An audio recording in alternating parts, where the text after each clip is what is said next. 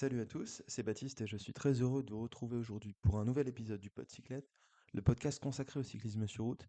Et l'épisode d'aujourd'hui est divisé en deux parties. Il y a eu la première partie qui est déjà sortie, qui était le débriefing de la première semaine du Giro. Et ici vous êtes sur la deuxième partie, la partie donc qui sera consacrée à l'étude de la deuxième semaine des différents profils, afin d'imaginer les stratégies qu'on peut envisager être mises en place par les différentes équipes au cours de la deuxième semaine. Donc pour ça on va se placer étape par étape.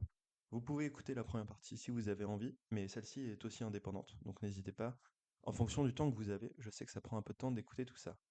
Donc, ce qu'on va faire, c'est qu'on va se placer étape par étape sur le profil de l'étape, et puis on va regarder la start list, voir aussi par rapport aux différents classements, quelles sont les stratégies qui peuvent être envisagées par les différentes équipes pour remporter ces étapes. Donc, la première partie du Giro a été vraiment très animée. Ça sera probablement encore le cas pour la deuxième partie, puisqu'on commence directement avec l'étape de mardi, donc du 14 mai, l'étape numéro 10, qui part de Pompéi et qui va jusqu'à Cusano Mutri, le Bocca della Selva. Voilà, super accent évidemment italien. Une étape et déjà une arrivée au sommet pour l'étape de reprise de la deuxième semaine, donc là c'est quand même quelque chose d'assez important, puisqu'on a la première étape de repos qui arrive après 9 jours de course très intense. Et là, direct, on enchaîne avec une étape, avec une arrivée au sommet. On sait qu'il y a certains coureurs qui ont un peu des difficultés à gérer ces lendemains d'étape de repos. Puis là, on est encore assez tôt finalement dans le Giro, seulement l'étape 10, et pourtant déjà encore une grosse étape. Je pense pas qu'il va y avoir de très grands écarts au général, mais on n'est pas à l'abri d'une défaillance. Donc si on se place sur le profil de l'étape, on a d'abord un peu de plat, environ 45 bornes de plat. Ensuite, ça monte un petit peu, et puis après, ça n'arrête plus de monter et descendre. C'est pas forcément des très gros pourcentages, hein, mais disons que c'est très mal plat. On a d'abord un sprint intermédiaire qui monte un petit peu, ensuite une cote non répertoriée, puis une cote de 7 km à 7%, donc là c'est quand même assez dur, quand même il faut le préciser. On redescend, et puis là on remonte vers l'arrivée finale en plusieurs paliers, donc tout d'abord une première cote de 5 km, ensuite un peu de plat, on remonte un petit peu, et l'arrivée finale, c'est 18 km à 5,6%. Alors là ça se cache devant ces gros pourcentages, mais en fait c'est une montée qui est en différents paliers pour aller à la Bocca della Selva. Tout d'abord, on a une première partie à 6% de moyenne, entre le kilomètre 3 et le kilomètre 9 de l'ascension, on va dire, donc environ 6 kilomètres à 6%. On a un léger replat après, et enfin on a donc de plusieurs kilomètres, et la dernière partie, je dirais les 7 derniers kilomètres, c'est vraiment dur, c'est à 7% de moyenne, et c'est peut-être là que les favoris vont essayer d'attaquer si certains veulent attaquer. Je pense que du côté des favoris, il ne faut pas attendre de différence avant la partie finale, ça c'est certain. Les coureurs vont vraiment pas s'exposer, on est encore très tôt dans le Giro. C'est très serré au niveau du classement général après Tadej Pogacar, et puis même si on a un petit duo, Geraint Thomas et Daniel Felipe Martinez qui est là, euh, c'est quand même très serré. Je pense qu'il faut pas s'attendre à des très grands écarts. En revanche, on peut peut-être attendre une défaillance de certains coureurs, puisque c'est le lendemain d'étape de repos. Ça, c'est une possibilité. En termes du scénario de course, ça va être difficile de se positionner. Je pense quand même que c'est plutôt une étape pour les échappés. Je m'explique, l'étape est assez courte, elle fait seulement 142 km, mais je ne sais pas, je vois pas trop Pogacar faire rouler à fond ses hommes. Il a déjà gagné trois victoires d'étape sur la première semaine. On sait qu'il va un peu se préserver normalement, même si, bon, encore dimanche à Naples, il roulait pour faire le sprint, mais bon, bref. Peut-être qu'on peut laisser une étape de répit. Après, le problème, c'est que les étapes d'après, c'est des étapes de sprint, donc c'est pas trop grave si on crame les équipiers. Enfin, je suis assez indécis sur le scénario de cette étape. La montée finale n'est pas si dure que ça, elle est longue, mais il y a plusieurs paliers et finalement c'est pas si dur. Ça monte à 1400 mètres d'altitude seulement. Euh, franchement, je suis partagé. Donc on a une possibilité d'échapper et une possibilité de victoire pour les favoris. Si c'est une étape pour les favoris et que la UAE roule, sans aucun doute, ce sera Pogacar qui va gagner. Je suis désolé d'éteindre un peu vos espoirs, mais je pense que s'il les gagne, c'est en attaquant à 3-4 km du sommet, ou alors en gagnant même au sprint, comme il l'a déjà fait à Pratiditivo. C'est une possibilité, hein, je comprends pas pourquoi ils auraient roulé autant à Pratiditivo pour gagner au sprint, et que là, sur cette étape-là, ils décideraient d'attaquer à 15 bandes de l'arrivée. Surtout qu'il a une avance vraiment confortable et qu'il n'a pas vraiment besoin d'attaquer loin. En revanche, on peut aussi voir un scénario pour les échapper. J'allais dire peut-être une possibilité pour Pogacar de laisser son maillot rose, mais bon, il a tellement d'avance déjà. On voit que les mecs qui sont 15e sont déjà à 7 minutes au général, donc il n'y a pas grand monde qui peut reprendre son maillot rose, mais ça peut être une échappée qui gagne quand même. Et en termes de profil pour l'échappée, euh, ça va être bizarre, parce qu'on est à 45 km plat au début, donc, et ensuite ça monte un peu, et ensuite ça arrête pas de monter. Donc, si l'échappée se dessine dans les 40 premiers kilomètres, ça sera pas des grimpeurs. Ou alors il y aura peut-être des grimpeurs infiltrés dans quelques rouleurs, mais ça se sera pas fait à la pédale. Donc c'est pas impossible qu'on ait des gros moteurs dans l'échappée et pas forcément des bons grimpeurs. Et donc c'est là que la composition de l'échappée sera très intéressante. On peut peut-être imaginer quand même un Simone Geschke dans l'échappée, un Lilian Kelmejan.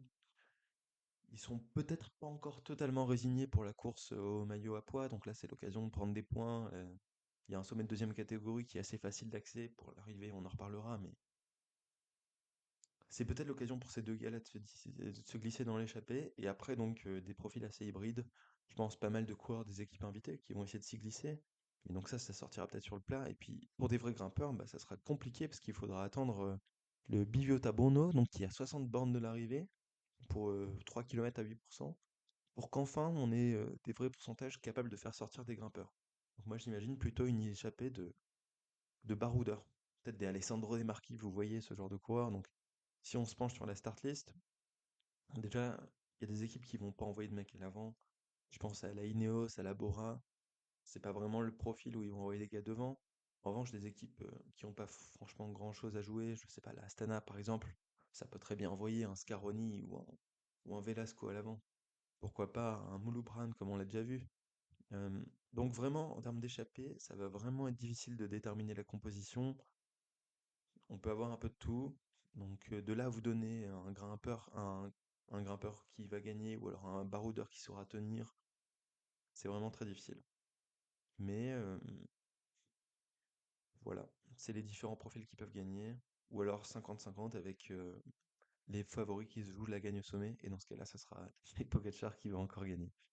Donc moi, je suis plutôt partisan d'une échappée, j'aimerais bien. On verra aussi peut-être qu'il va se passer des choses pour le classement du sprint, puisqu'on a quand même un sprint intermédiaire à 52 km. C'est pas impossible non plus qu'on ait des équipes de sprinteurs qui veulent rouler jusqu'au sprint intermédiaire. Donc une étape assez indécise qui sera intéressante à suivre. Et puis en termes de vainqueur, donc Pogacar ou en échappée, mais je peux vraiment pas vous dire qui sera l'échappé qui sera victorieux. On aura peut-être encore des mecs comme Narvaez à l'avant parce qu'il est très fort, mais voilà. J'espère qu'il n'y aura pas Julien. En tout cas, c'est tout ce que je peux vous dire, c'est que j'espère que Julien ne sera pas dans cette échappée, parce que ça serait gaspiller des forces pour un final qui lui convient pas très bien. Mais après, s'il s'isole sur le plat en début d'étape avec des mecs qui sont pas très bons grimpeurs, il a peut-être ses chances. Mais j'espère pas trop Julien quand même dans l'échappée. Voilà, pour cette étape 10. Donc on a déjà assez longuement parlé. On va passer à la suivante. Et l'étape suivante, c'est un sprint massif, l'étape numéro 11, je pense. On part de Foiano di Val Tortore. Voilà, je vous remercie encore une fois pour subir mon accent italien horrible. Et puis on arrive à Francavilla al Mare. Concrètement, on va partir un peu du centre de l'Italie, puis on va aller longer la côte pour aller à Francavilla al Mare. Donc tout ça, ça sera sur le bord de mer, donc très peu de relief sur la fin. En revanche, au début, il y a un petit peu de grimpette, de quoi laisser sortir une échappée plutôt en costaud. Il y a des pourcentages pas très élevés, mais ça monte et ça descend un petit peu sur les 90 bornes du début d'étape. On a même une cote répertoriée en troisième catégorie, qui fait 8 km à 5%. Rien de très difficile donc, mais ce sera l'occasion pour des baroudeurs de sortir. Je pense que Jakobsen sera peut-être un petit peu lâché au début, mais il devrait pouvoir revenir et jouer enfin son premier sprint massif de l'année. Non, pas de l'année, pardon, mais du Giro. Donc je vois une échappée sortir en premier, plusieurs coureurs, ça peut jouer un peu grosse cuisse quand même, enfin grosse cuisse, pardon. Ça peut être aussi à la pédale que ça va sortir, là, c'est pas que du plat au début. Mais je suis pas sûr qu'on ait vraiment beaucoup de candidats pour l'échappée, puisque il y a juste les points de la montagne du troisième catégorie à aller chercher, et puis ensuite on se dirige quand même assez fortement sur une échappée, une échappée qui est reprise et une victoire des sprinteurs. L'étape fait quand même 210 km, donc c'est assez important. Il faudra contrôler tout du long, mais je pense qu'on aura beaucoup d'équipes qui vont se mobiliser pour revenir sur l'échappée. Il n'y a pas beaucoup d'étapes qui sont réservées aux sprinteurs après, même si on a quelques-unes en deuxième semaine. Je pense qu'ils vont pas louper le coche, surtout que la veille, ils se seront un peu reposés aussi, je pense, en faisant un groupe éto. Donc, je vois une victoire des sprinters plutôt, avec quelques mecs en échappée avant. J'espère qu'ils tiendront assez longtemps pour préserver le suspense, parce que ça peut être quelque chose de sympa à suivre. Et si on se penche sur les favoris pour cette étape-là, je pense que cette fois-ci, il y aura tous les sprinters, que les équipes des sprinters seront au complet, donc on aura vraiment des très gros trains, ça va rouler super vite. Le final, je crois qu'en termes de configuration routière, c'est super bien pour les sprints. On a une ligne droite finale qui fait quasiment 4 km si je dis pas de bêtises, donc ça va envoyer du très gros train.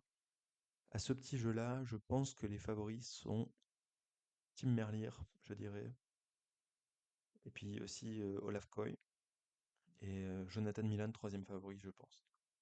Pourquoi? Parce que Tim Merlier, c'est celui qui m'a fait la plus belle impression en termes de vitesse de pointe sur les sprinters. Olaf Koy, il a déjà gagné. On sait qu'il est bon. Là, il manquera un peu de lanceur puisque Christophe Laporte a abandonné malheureusement. Mais il saura se caler dans les roues des autres et il va très vite. Donc Tim Merlier numéro un, deuxième Olaf Koy, troisième Jonathan Milan parce que lui, on est certain qu'il aura un train qui va super bien l'emmener. Il n'y a aucun problème là-dessus. Après, je pense qu'en termes de pointe de vitesse, il est peut-être un poil en dessous. Après, je pense qu'il passe mieux la montagne que les autres, donc peut-être qu'il aura un petit peu plus de fraîcheur suite à l'étape de la veille. Ça sera intéressant à suivre. Il y a Phil Boss aussi qu'il faut pas écarter. Phil Boss, c'est une grosse pointe de vitesse. Sur ce début de Giro, il n'a pas eu vraiment l'occasion de s'exprimer. Il a fait troisième et septième, mais pas encore vraiment pu jouer la première place. Mais il faudra le surveiller, Phil Boss, ça c'est certain. Peut-être aussi un Alberto Dainese pour l'atout d'or. Côté DSM Firmenich, bah là on devrait compter sur Jakobsen. Donc on verra comment ça va s'organiser entre Jakobsen et puis Lund Andresen. Je pense que Jakobsen aura quand même à cœur de sprinter pour une fois, donc ça devrait être pour lui. Est-ce qu'il sera bien emmené par son train? On sait que Jakobsen c'est quand même un sprinter qui a besoin d'un gros train, sinon c'est compliqué pour lui. C'est pas le mec qui se faufile le mieux dans les pelotons. Peut-être Caleb Ewan aussi. Il a jamais réussi à faire un bon sprint parce qu'il était jamais très bien placé, mais voilà, Caleb Ewan peut-être son renouveau. Je ne sais pas. On sait jamais avec ce coureur. Ethan Vernon pour l'Israël, même si l'Israël a été décimé en première semaine. Ethan Vernon aussi peut jouer sa carte. Euh, Évidemment Gaviria, mais Gaviria, ça joue pour un top 5. On a déjà parlé des raisons qui font que ça sera un peu compliqué pour lui. Pour l'Intermarché, on a Binyam Girmay qui a abandonné. Donc ça sera pour pardon, l'Estonien Madis Mikkels, qui aura l'occasion de s'exprimer. C'est cool pour lui, très franchement. Peut-être Lorenz Pitti qui va sprinter, mais on aurait préféré un profil un peu plus dur pour la groupe AMA-FDJ, pour ce coureur qui manque un peu de chance. Quand même, on va pas mentir sur les dernières étapes. Et puis, Danny Van Poppel pour la Bora, peut-être. Max Canter pour la Stana. Tout ça, c'est des gars qui sont en second rideau, évidemment. Et puis, pour la Alpecin de Koninck, très gros start avec Caden Groves. On a vu qu'ils ont fait un peu n'importe quoi sur la première semaine, mais il va vite, Caden Groves. Il est bien placé au classement du sprint, donc c'est certain qu'on va le voir. Je sais pas si ça se dit ce que je viens de dire. Il a déjà fait deuxième à Andorra. Donc dans le top 5 des sprinters à surveiller, je pense. À peu près au même rang que des Jakobsen, peut-être. Donc vraiment, pour moi, je pense que le favori, ça reste quand même Tim Merlier, c'est que mon avis. Mais c'est un sprint final, il y aura beaucoup de trains, c'est ouvert à beaucoup de coureurs. Et l'échappée sera reprise assez vite, malheureusement, je pense. On passe à l'étape suivante, l'étape 12, qui part de Martin Sicuro et qui arrive à Fano. Une étape que j'aime beaucoup, parce qu'elle est très indécise. Donc là, on va discuter des différents scénarios qui sont envisageables, mais je pourrais pas vraiment statuer parce que c'est quelque chose qui est très ouvert. Donc, c'est une étape de 193 km avec quand même 2100 mètres de dénivelé positif sur tout le long. Et on l'appelle un peu communément l'étape des murs, puisque c'est tout plat. Et entre deux, il y a plusieurs murs qui se dessinent. Donc, on a environ une dizaine de murs sur le parcours. Et puis le dernier est situé, non, le sommet, pardon, est situé à 13 km de l'arrivée. Mais il monte pendant 1 km à plus de 9% de moyenne. Et en fait, c'est ça tout au long du parcours. À partir du 55e kilomètre jusqu'au 181e, on a des murs qui s'enchaînent tous les 10-20 kilomètres. Donc des pentes assez courtes, mais vraiment souvent assez dures. Et là, vraiment, je sais pas trop quoi en penser en termes de stratégie. Peut-être que les sprinters peuvent jouer leur carte parce que les murs sont quand même assez espacés. Le dernier à 13 km de l'arrivée, Ça laisse un peu de temps pour les équipes de sprinteurs qui auraient un peu reculé dans ce mur-là, de se réorganiser et d'aller chercher les gars qui sont partis devant, surtout s'ils sont pas partis à beaucoup. S'ils sont partis à un ou deux, par exemple, imaginons Julien Alaphilippe ou Narvaez tout seul devant, ça sera peut-être un peu long de faire 13 kilomètres tout seul, alors qu'une Lidl Trek qui serait bien organisée, je pense que c'est vraiment eux qui auront la course en main, pourraient revenir sur des coureurs et un peu esseler à l'avant. En revanche, si on a un groupe de 5 ou 6 qui part, ou même une grosse échappée qui résiste, là c'est un scénario de course totalement différent. Donc si on récapitule les scénarios de course qui sont envisageables. Premier scénario, ça se joue au sprint parce que les équipes de sprinteurs ne se désunissent pas. Il y a quand même 50 bandes de plat au début, donc ils peuvent contrôler et laisser sortir une petite échappée. Même si je pense qu'il y a vraiment beaucoup de gens qui vont vouloir être dans cette échappée, parce que l'étape 13, c'est du sprint plat chiant à mourir, où il n'y aura pas vraiment d'échappée à faire. Et l'étape 14, c'est du chrono. Donc là, on a 2 jours après, un peu plus tranquille. Donc ça m'étonnerait pas qu'on ait beaucoup de coureurs qui essayent d'aller chercher l'échappée. Surtout que là, il y a une véritable opportunité de gagner en échappée, donc pas certain que les équipes de sprinteurs puissent se contenter de 2 Paul Ticometa à l'avant, comme ça a été le cas vers Naples. Donc, faudra réussir à rester unis pour les équipes de sprinteurs, sachant que des mecs comme Jakobsen, Lund Andresen, même probablement Tim Merlier, vont pas tenir tous ces murs-là. Ce sera plutôt aux équipes de Laurens Pitty, de Jonathan Milan, d'Olaf Koy, Caden Groves sûrement, parce qu'on a vu beaucoup les Alpecin rouler, de tenir la course, mais il n'y aura pas toutes les équipes de sprinteurs qui vont rouler avec eux. Donc, vraiment scénario très indécis. Je pense vraiment que la Lidl, comme je vous disais, ça sera une équipe très importante qui décidera probablement du sort de cette étape. Mais donc, c'est pas impossible, je pense, peut-être une chance sur 3 ou une chance sur 4, que ça se finisse sur un sprint plutôt groupé. Je pense à un peloton d'une cinquantaine, soixantaine de coureurs. Et si c'est ce cas-là, on aura évidemment Jonathan Milan qui sera dans ce sprint-là. On aura évidemment aussi, j'espère, un mec comme Laurens Pitty, à moins que Laurens Pitty attaque, parce que Laurens Pitty peut aussi attaquer dans un des murs. On sait qu'il monte très bien, il n'y a pas de problème pour ça, mais donc Aiden Groves qui pourrait sprinter, je pense, il tiendrait bien, ça m'étonnerait pas trop de lui. Laurent Spiti qui peut sprinter mais qui peut aussi partir un peu en attaque, donc ça c'est intéressant à suivre. Jonathan Milan, il devrait être là, je pense. Gaviria, pourquoi pas, même si je pense qu'il va lâcher. Tim Merlier, ça m'étonnerait quand même. Et puis on a des belles cartes côté Soudal Quickstep avec Ella Philippe et puis Maury Van Sevenant. Ça m'étonnerait qu'on bride trop la course pour Tim Merlier. On l'a déjà vu se relever sur l'étape de Naples, Tim Merlier. Je pense qu'il a conscience de ses limites et que là, il devrait pas sacrifier son équipe pour un sprint où il serait probablement pas dans la partie, puisque ça serait difficile avec l'enchaînement de tous ces murs. Pour la DSM, je pense que ni Lund Andresen ni Jakobsen ne passeront. Jakobsen, c'est sûr qu'il passera pas. Lund Andresen, il m'a fait un peu peur sur l'étape de Naples. Donc je ne pense pas non plus qu'il sera là. Donc ça fait une équipe qui roulera pas. Caleb Ewan, il peut être là. Mais Caleb Ewan, il aura. Est-ce qu'il aura vraiment son équipe Jayco Alula qui va rouler pour lui? On a des très belles cartes, hein. Luc Plapp, il peut sortir en échappée. Desmarquis, évidemment, qui peut sortir en échappée sur cette étape-là. Philippe Ozana aussi. Après, il y a quand même Mesgec qui va bien passer, donc ça pourrait être un bon lanceur pour Caleb Ewan. La Jayco, franchement, c'est peut-être une étape où ils ont des chances de briller. Parce qu'ils ont des coureurs capables de briller, peu importe le scénario de course. Mais Caleb Ewan peut tenir, très clairement. Olaf Koy, ça sera aussi intéressant de voir ce qu'il va faire. Parce que très clairement, c'est un des sprinters qui peut tenir, je pense. Il aura peut-être pas toute l'équipe autour de lui parce qu'on doit protéger pardon, Ken Brooks. Donc probablement que Attila Valter sera réservé pour Ken Brooks. Il y a quand même Jan Tratnik qui est là, mais Jan Tratnik c'est aussi un coureur qui peut jouer sa carte en échappée. Et on n'est plus que 6 chez la Visma, puisqu'on n'a plus Christophe Laporte, à qui ça aurait parfaitement convenu, ni Robert Gesink. Donc on va pas vraiment rouler, je pense, pour Olaf Koy. Si t'es là, tant mieux. Si t'es pas là, tant pis. Mais voilà. Là, tout d'or, on peut avoir peut-être Trentin qui tient. Même si on a vu que Trentin est plutôt un capitaine de route sur ce Giro, c'est pas vraiment pour lui qu'on roule. Et puis Phil Baos, un peu difficile aussi. Donc vraiment, je pense que le scénario de la course se tient entre les mains de la Lidl Trek, de la Alpecin de Koenig. Les deux plus grosses formations qui vont rouler pour leurs sprinters, ça c'est certain, et les autres on sait pas trop. Et puis peut-être Laurent Pitty aussi pour la Coupe même si je le vois bien aussi attaquer. Et donc on va parler du deuxième scénario possible. C'est une échappée. C'est un peu, ça dure 193 km, il y aura beaucoup de difficultés. pas certain que les sprinters puissent maîtriser tout du long, surtout que toutes les équipes de sprinters ne vont pas rouler, c'est ce que je vous disais. Donc une échappée qui va au bout, c'est pas impossible. Et donc là, en fait, c'est peut-être une étape qu'il faut regarder quasiment en intégralité, parce qu'il va y avoir une énorme bataille pour la prise d'échappée.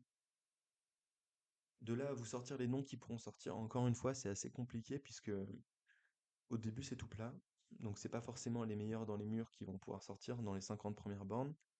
Mais moi, j'écarte pas l'hypothèse que l'échappée soit pas sortie au bout de 50 kilomètres et que ça se décide ensuite dans les premiers murs. Donc scénario de course vraiment décidé. Je pense qu'on peut avoir une grosse échappée, à moins que la Alpecin et la Lidl Trek soient très forts et arrivent à contenir tout ce beau monde. Mais c'est vraiment beaucoup de travail. Au plus j'en parle, au plus je me dis que la probabilité d'un sprint est assez réduite. Sachant que l'étape d'après, le lendemain, on est sûr que c'est un sprint. Est-ce qu'on va vraiment tout donner dans cette étape 12? C'est un gros point d'interrogation. Donc une échappée, c'est possible. Et ce qui est possible aussi, c'est un groupe de costauds qui sort dans un des murs. On a un mur à 45 bornes de l'arrivée, le RIP, qui est de quatrième catégorie. Ensuite, on a le sprint du bonus avec un nouveau mur, un peu moins dur celui-ci. Ensuite, un petit peu de vallée, une dizaine de kilomètres. Et on a le dernier mur, qui est vraiment très dur, 1,2 km à 9%, où là, très clairement, il faut qu'Alaphilippe et Narvaez sortent.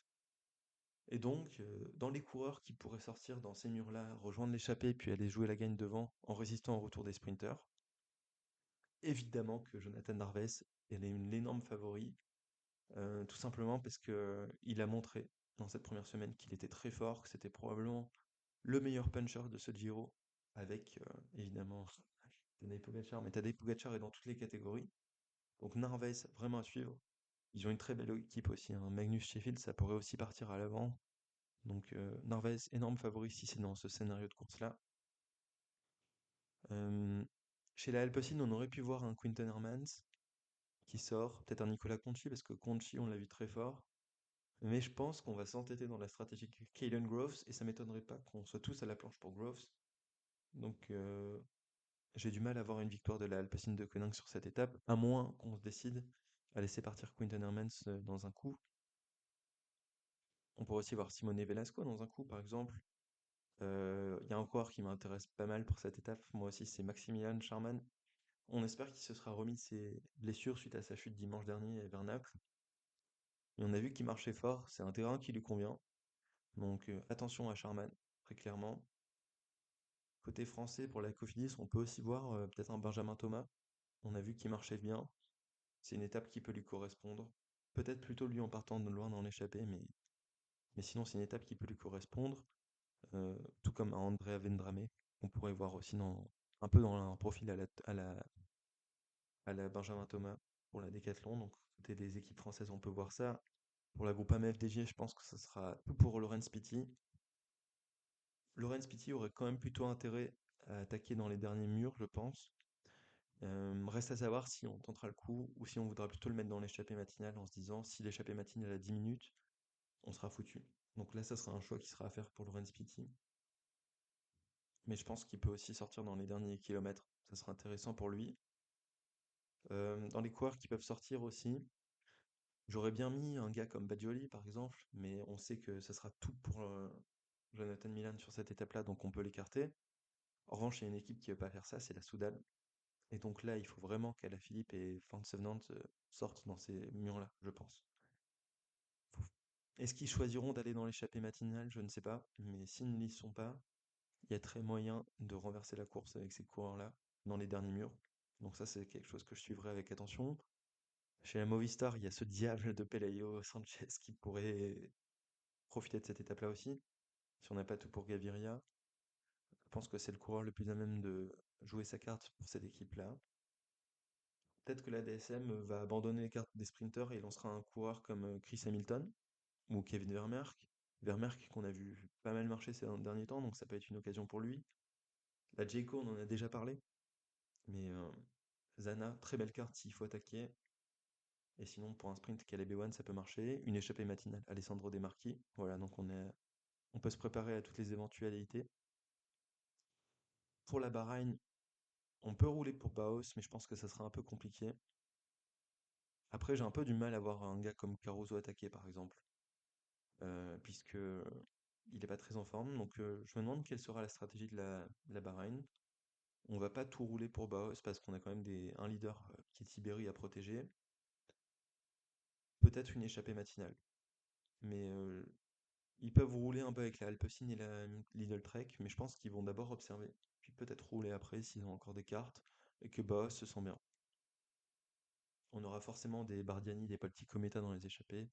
Je les connais pas assez bien pour être honnête pour vous dire qui sera devant, même s'il y a Giulio Pellizzari qui a pour l'instant pas fait grand-chose alors qu'on attendait beaucoup de lui. Et puis la dernière question, c'est qu'est-ce que va faire la UAE?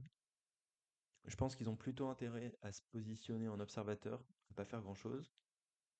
On sait que très clairement, Pogacar peut attaquer s'il a envie et jouer avec les meilleurs dans les dernières cotes. Ça serait peut-être un peu présomptueux de sa part. On verra quelle est la stratégie déjà mardi à l'arrivée au sommet, voir s'il attaque ou pas, pour voir si il va un petit peu se calmer, il va se dire après la première journée de repos, je fais le bilan à froid, j'ai déjà beaucoup d'avance. Faut que j'économise un peu des forces pour le Tour de France. Je vais pas rouler n'importe comment, il y a encore beaucoup d'étapes pour moi. Donc, que fera la UAE? Énorme point d'interrogation.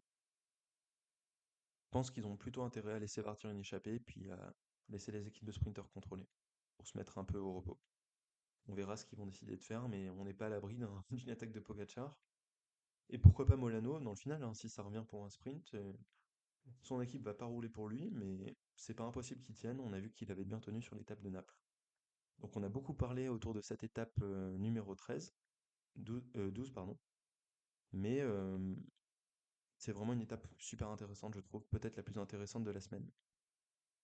Alors, on se sera bien amusé pour cette étape numéro 12. En revanche, pour l'étape 13, c'est un autre délire.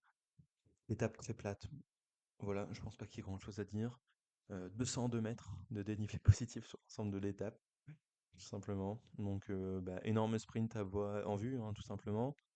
Euh, je sais pas en termes de conditions météo si ça peut changer quelque chose. Pour être honnête, il y a un peu tôt pour regarder ce qui se passera en termes de conditions météo, mais voilà, un final avec pas trop de difficultés. Il y aura des virages un peu serrés dans le final. Je pense que faudra faire attention parce qu'on aura un peloton très nerveux, parce qu'on aura vraiment tous les trains au complet. C'est vraiment la étape pour les sprinters. Donc il y a des virages un peu serrés à négocier. Je suis en train de regarder dans les derniers virages. On a des choses parfois un peu angle droit, du mobilier urbain un peu partout, donc attention aux chutes. À 850 mètres de l'arrivée, il y aura un rond-point, à 500 mètres aussi. Faudra faire très attention.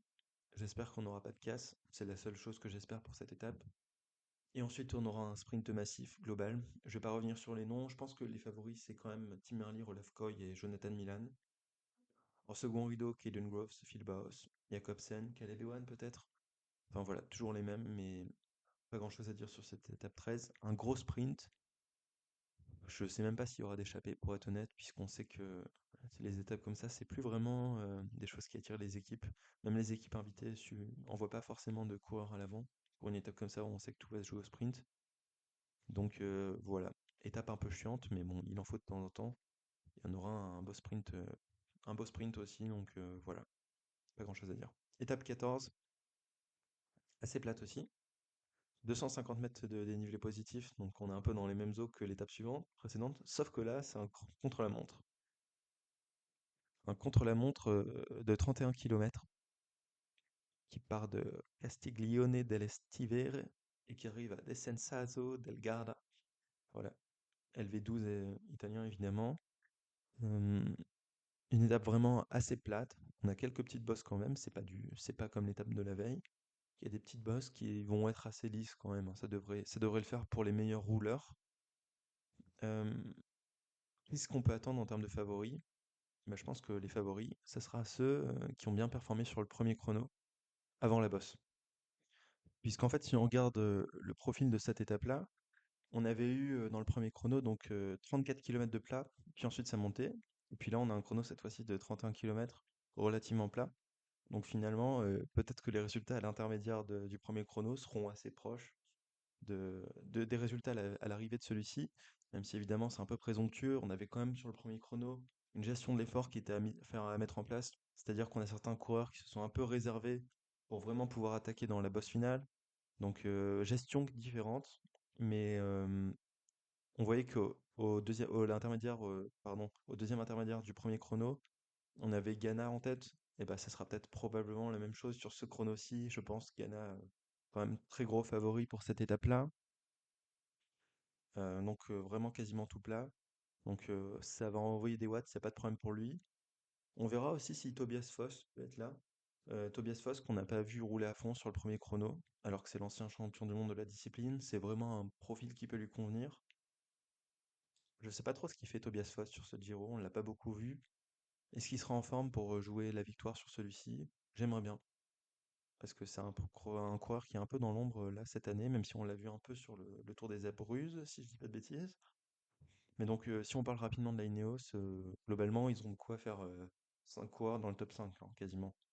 Puisqu'on aura Geraint Thomas aussi qui sera là, qui va faire un bon chrono, je pense. Arensman, à pas négliger. Arensman, c'était simplement le deuxième à l'intermédiaire de la première, du premier chrono. Donc c'était le deuxième derrière Ghana, dans le même temps que Pogacar. Donc Arensman vraiment à suivre. Évidemment Magnus Sheffield qui sera aussi très à son aise sur ce chrono-là. Euh, donc Ghana, Arensman, Thomas, Foss, Sheffield, 5 coureurs qui vont envoyer des très gros watts, qui seront peut-être les 5 dans le top 10. Je pense au moins 4 dans le top 10, c'est certain, parce que Foss, on sait pas trop dans quel état il est, mais bon, c'est clairement la Ineos énorme favorite sur ce chrono-là. On a Max Sherman qui avait fait un bon chrono aussi. Il était à 1,06 à l'intermédiaire 2 euh, du premier chrono. Donc vraiment Sherman qui revient en forme, qui marche bien sur le chrono, donc il sera à surveiller. Puis après, on a d'autres profils, comme par exemple Joseph Cerny pour la Quick Step qui sera à suivre. Euh, Peut-être aussi des gars comme Dan Hulo qui avait fait aussi un bon score au premier et deuxième intermédiaire du premier chrono, donc qu'il faudra suivre. Luc Plapp, évidemment, bon, il aura fait beaucoup d'efforts d'ici là, donc il sera peut-être plus aussi en jambes que pour le premier chrono, mais il faudra le surveiller. Un gars aussi comme chez la Visma, comme Eduardo Affini, qu'il faudra suivre. Très clairement, Eduardo Affini, belle carte aussi pour la Visma qui aura plus beaucoup de coureurs, mais qui a aussi des coureurs capables de briller sur les chronos. Max Walscheid, pourquoi pas. Euh, et puis après, il y a aussi la UAE à surveiller. On sait qu'il marche bien sur les chronos, pardon, les UAE. On avait déjà parlé euh, des gars comme Rui Oliveira, comme évidemment Michael Bjerg, très grosse carte chrono aussi. Tadej Pogacar, malheureusement, il brille sur tous les terrains, donc il sera probablement dans le top 10 de l'étape, je pense. Il fera peut-être pas un top 5 cette fois-ci, même s'il aura un état de fraîcheur bien plus avancé que les autres. Je pense qu'il y en aura certains qui seront un peu dans le dur, parce que ça commence à être un chrono qui se fera à la fraîcheur, mais Pogacar sera évidemment très bien placé, si on regarde ces coureurs-là. Se pose ensuite la question des favoris. Comment ça va se passer? Parce que on va encore avoir des coureurs qui vont prendre des tirs, je pense. Donc toujours les mêmes qu'au premier chrono, hein. Fortunato, ça va prendre un tir, malheureusement. Juan Pedro Lopez, ça va prendre un tir. Romain Bardet, ça va peut-être prendre un tir aussi. Même si Romain, on sait pas trop à quel endroit du général il sera à ce moment-là, puisqu'il va peut-être tenter des échappées. Rubio, ça va prendre un tir. Storer, ça va prendre un tir, par exemple. Donc là, ça sera la grosse bataille. Peut-être Daniel Felipe Martinez sera très fort aussi. Il est capable d'aligner un chrono pas très loin des Geraint Thomas, par exemple. Pareil pour Tiberi. Tiberi qui sera un très gros coureur à suivre. Je pense que Tiberi et Rensman, c'est un peu la même veine. Ça peut viser un top 10 pour l'étape, très clairement. Ils seront en forme.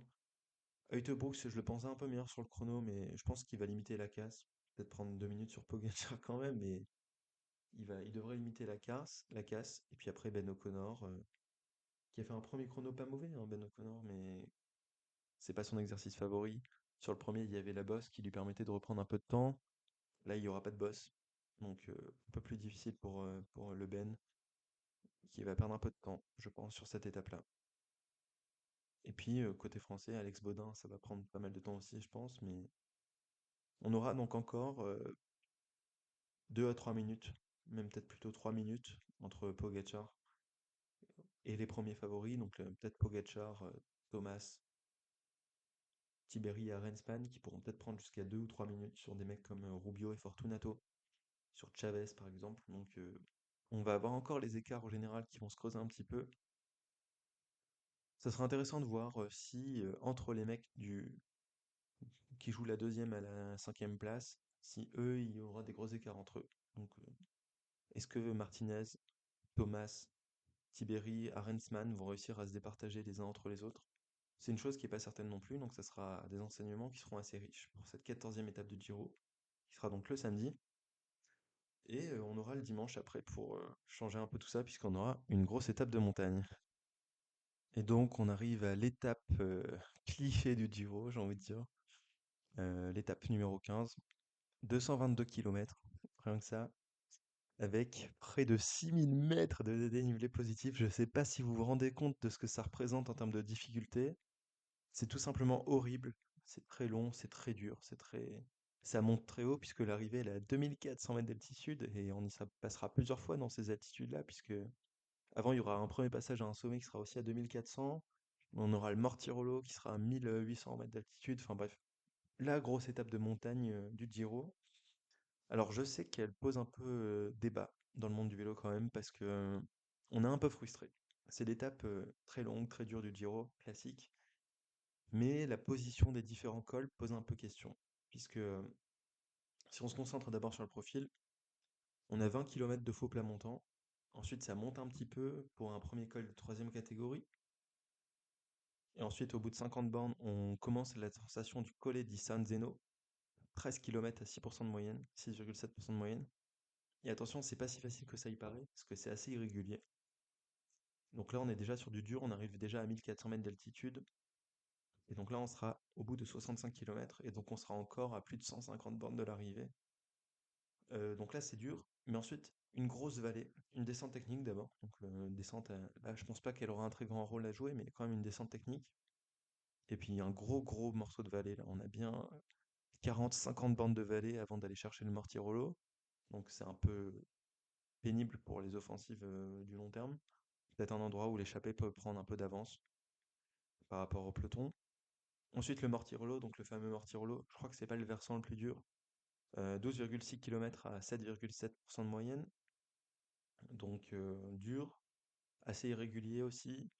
Mortirolo qui est classé en première catégorie, donc descente technique à nouveau, ça descend fort.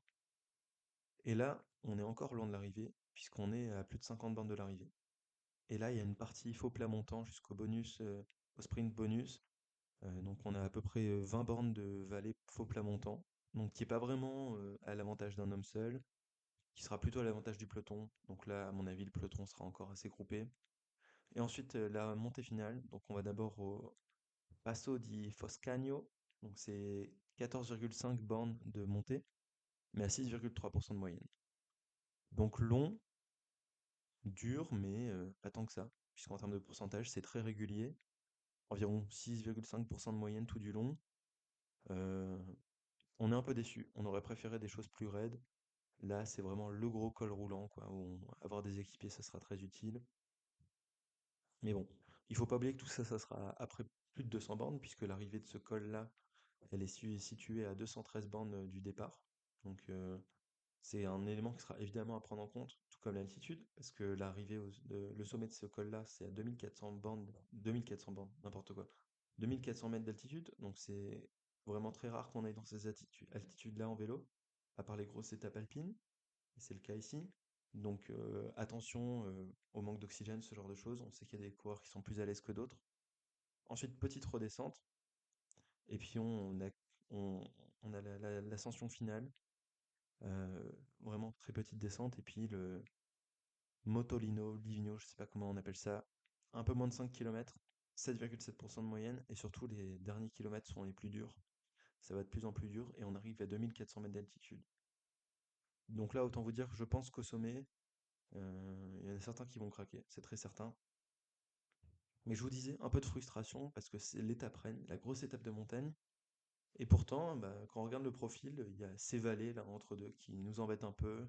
Ce Passo di Foscagno qui nous embête aussi un peu parce que c'est très roulant, pas vraiment de propice aux attaques, disons. Donc on verra comment ça va se passer.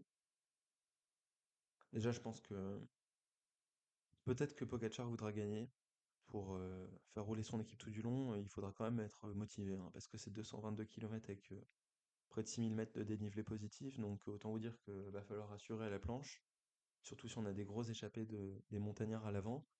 En termes d'échappées, ça monte pas tout de suite, hein. Les 30 premiers kilomètres, c'est du fond faux plat, mais pas grand-chose à se mettre sous la dent. Ensuite, un troisième catégorie. Peut-être que les grimpeurs pourront s'y extirper.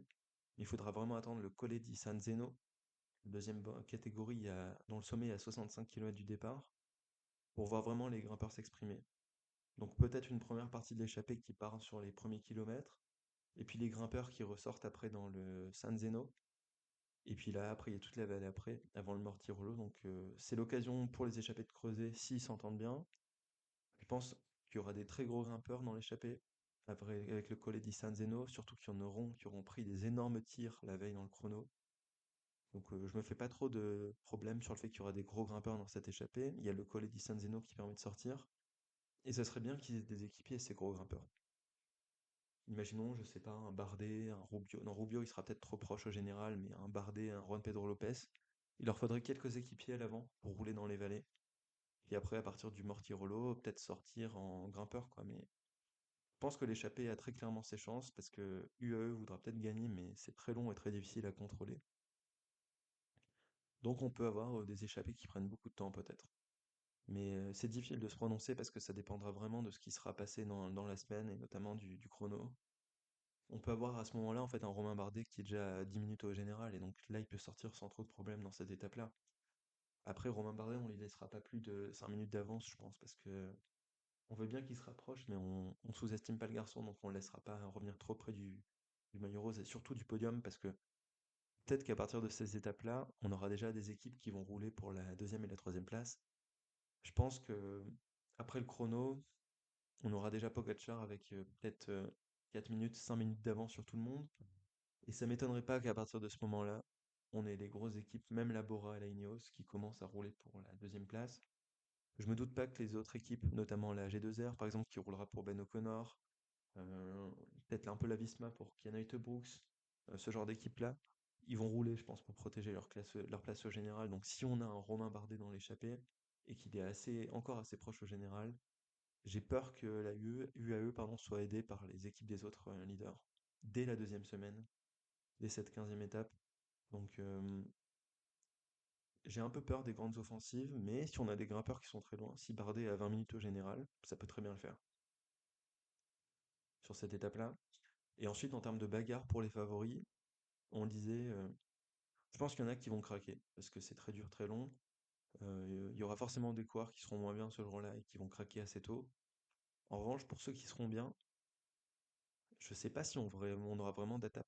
Dans le Mortirolo, je pense vraiment pas. Dans le Passo di Foscagno, c'est un terrain qui est pas vraiment propice. Imaginons qu'on a encore un Machka qui fasse le tempo. Ça sera difficile d'attaquer, puis on se fera contrer par Pogacar, enfin bref. Et je sais pas trop. J'imagine pas trop d'attaque de très loin encore dans cette étape-là, surtout qu'on est encore qu'en deuxième semaine, même si la troisième semaine est pas si montagneuse que ça. euh, il faudra déjà prendre un peu des initiatives, parce qu'avec le chrono de la veille, il y aura des coureurs qui seront très loin. C'est quand même un terrain qui est pas très propice aux attaques. Et peut-être même que ça se jouera seulement dans la dernière montée, dans la montée de 5 bornes, là, qui devient très dure sur la fin. Donc franchement, scénario de course assez indécis. C'est un peu ambitieux de vous dire quel sera le scénario de course là une semaine avant même d'avoir vu le chrono. Mais on espère en tout cas que cette étape ne sera pas du pipi de chat, ne va pas tourner au vinaigre, je sais plus, je cherche une expression mais je la trouve plus. Enfin, j'espère qu'on sera pas trop déçus de ce qui va se passer et que les coureurs vont quand même réussir à mettre en valeur ce parcours-là. Et tout ça, ça dépendra évidemment de ce qui se passera la veille dans le chrono. J'espère aussi, surtout, qu'on va pouvoir passer dans tous ces cols-là, parce que c'est encore le mois de mai, même s'il a fait beau ces derniers temps. Moi, je vous ai dit, j'étais à Barcelone, c'était super, il faisait super chaud. Dans la montagne, c'est pas exactement la même chose. Là, une étape à 2400 mètres d'altitude, on serait surtout déjà très content qu'on puisse aller jusqu'en haut, qu'on puisse faire tous les cols sans qu'ils soient escamotés, et qu'on ait des images jusqu'en haut aussi, parce qu'on sait que à ces altitudes-là, surtout quand c'est pas le Tour de France et qu'on a un peu moins de budget, on n'a pas toujours une réalisation au top. Donc déjà, moi, je dis, la chose que j'espère, c'est qu'on aura une étape complète et retransmise en intégralité, et ensuite advienne que pourra. Et puis côté français, qu'est-ce qu'on peut envisager? Moi, je vois bien Alaphilippe quand même sur l'étape des murs, là. J'aimerais bien qu'il attaque à celle-ci. Sur l'étape de mardi, l'étape de montagne, est-ce qu'on aura des mecs à l'avant? Peut-être qu'un Valentin Paré-Printre, par exemple, un Ewan Kostiuk, qu'on a vu que les deux étaient assez en forme, peuvent s'illustrer, peuvent aussi s'illustrer sur cette étape 15. Mais étape 15, il y aura peut-être déjà des grandes manœuvres de favoris qui seront très loin. Donc difficile d'aller jouer avec, je sais pas, moi par exemple, un Juan Pedro Lopez, un Romain Bardet, peut-être un Ainer Rubio, euh, s'ils sont dans les échappées, quand on s'appelle Valentin Paré-Peintre. Donc voilà, ça sera intéressant de voir le scénario de la course. J'espère que vous allez bien profiter de votre semaine. Donc les étapes à pas louper, bah, demain, mardi, pardon, il y a la première étape de montagne de la deuxième semaine qu'il faudra suivre, même si le profil ne donne pas des très gros écarts non plus. Et puis l'étape 12 surtout à suivre. Donc ça sera ce jeudi, je crois. L'étape 12, ouais, c'est ça. Vraiment, l'étape des murs, très intéressante. On verra comment ça va se passer. Le chrono qui sera évidemment à suivre, même s'il sera un peu moins intéressant que le premier. Et puis surtout l'étape 15, la grosse étape de montagne qui fait bien plaisir. Voilà, je vous dis à bientôt pour un prochain épisode. Profitez bien et n'hésitez pas à me dire quelles sont vos favoris pour les différentes étapes dans les commentaires. Salut!